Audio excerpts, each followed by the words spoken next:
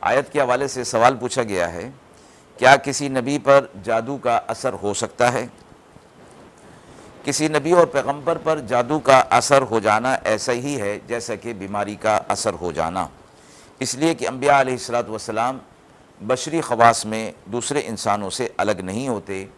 جیسے انہیں زخم لگ سکتا ہے، بخار اور درد ہو سکتا ہے اور دوسری کوئی بیماری ہو سکتی ہے، اسی طرح ہی اس جادو کا اثر بھی ہو سکتا ہے، کیونکہ اس کے بھی وہ خاص اسباب طبعیہ جنات وغیرہ کے اثر سے ہوتا ہے۔ اور حدیث میں ثابت ہے کہ ایک مرتبہ رسول اللہ صلی اللہ علیہ وسلم پر سحر کا اثر ہو گیا تھا۔